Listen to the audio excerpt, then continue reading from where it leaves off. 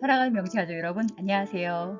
세계의 고난인 코로나도 멋지게 이겨내고 있는 우리 명지인들을 응원하고 있는 도은아 목사입니다. 오늘은 11월 24일 수요일 새 아침을 큐티로 열겠습니다.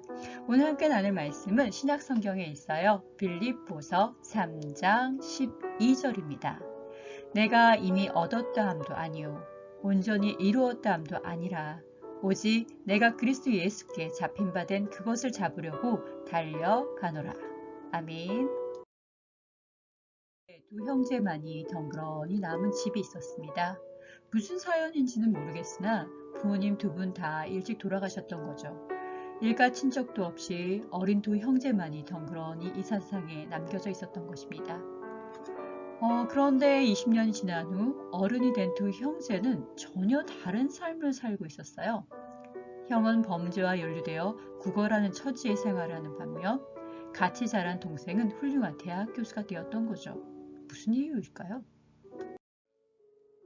한 기자가 두 사람을 취재하기 위해 형제가 어릴 때 함께 자랐던 집에 있는 형을 찾아갔습니다.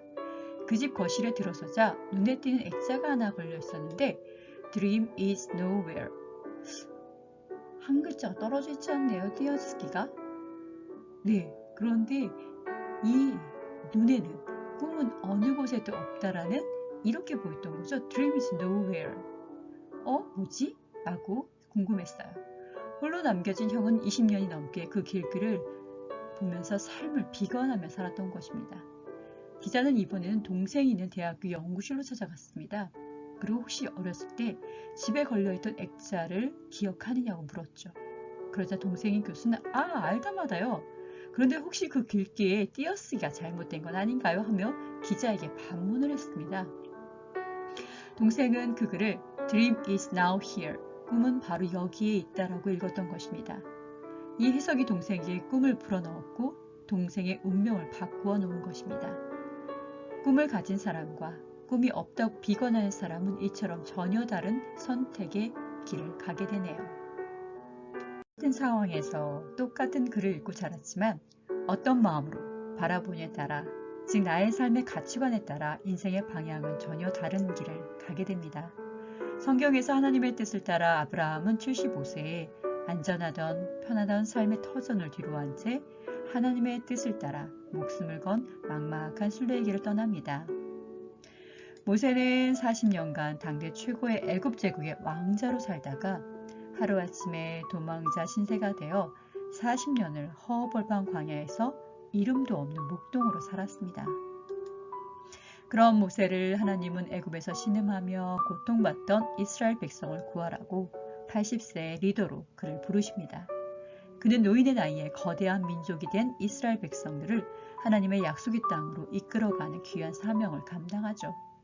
그리고 갈렙은 85세에 적군에 대항하는 공격부대의 지휘관이 되었으며 욥은 인생 최악의 상황을 만난 노년에 새로운 가문을 다시 이루게 됩니다. 우리에게 주어진 나이나 나에게 처한 환경이 우리의 소망을 없앨 수는 없고 잃어버리게 할 수는 없습니다. 오히려 인생 최악의 자리에서도 하나님은 우리에게 소망을 주신다는 믿음이 있다면 소망의 사람은 숙명론을 극복하죠. 내가 처한 상황을 하나님이 주신 기회로 알기에 내가 처한 불우한 환경이나 열악한 조건이 나의 기회를 앗아가지 못하게 하는 것입니다. 명지인들에게 지금 여기 Here and now 내가 처한 오늘이라는 현실이 다시금 소망의 땅이 되기를 꿈꾸며 오늘 하루 또 보내시길 간절히 바라봅니다. 함께 기도하겠습니다.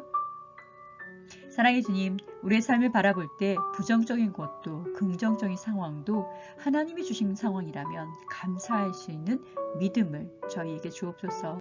이 모든 상황을 통해 더 좋은 것으로 채워주실 우리를 향한 하나님의 사랑을 믿고 힘겹지만 이 지금 오늘이란 시간을 이겨낼 수 있는 명지의 모든 가족들이 될 수 있도록 축복해 주세요. 예수님의 이름으로 간절히 기도합니다. 아멘.